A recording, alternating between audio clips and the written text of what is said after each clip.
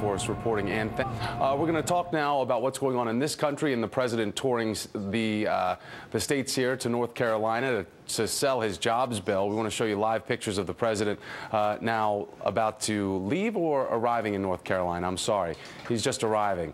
This is on the promotional tour, as I mentioned, trying to sell the jobs bill, the American Jobs Act. And the president is going to be speaking to some of his major political rivals in these home states. But today he's going to be speaking in Raleigh, a city with an unemployment rate over 8%, in a state with a jobless rate well over the national average. Now, yesterday, you may remember in Ohio, the president stressed the need for bipartisanship. There were some Republicans quoted in Washington saying that even if they agree with the proposals in the American Jobs Act, they shouldn't pass it because it would give me a win. Give me a win? This isn't about giving me a win. This isn't about giving Democrats or Republicans a win.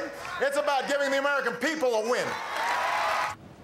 Let's check in and say good morning to NBC's Kristen Welker. She joins us live at the White House. And Kristen, you have this whirlwind tour. You have the report on the poverty rate that is skyrocketing as well. And now the president in North Carolina. What does he need to say on the ground there?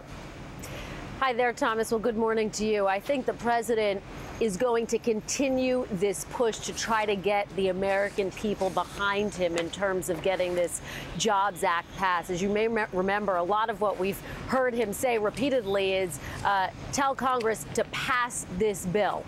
So we will likely hear him reiterate that. We're going to hear a feisty President Obama likely. But, you know, this trip to North Carolina really comes amidst all that difficult news that you just mentioned, Thomas, and then also some new difficult polling numbers. According to the latest Bloomberg poll, 62% of Americans disapprove of the president's handling of the economy. The majority of them believe that this Jobs Act will not decrease the unemployment rate. And we should mention that a number of economists actually disagree with that and have said that, according to their projections, they believe this Jobs Act could decrease the unemployment rate.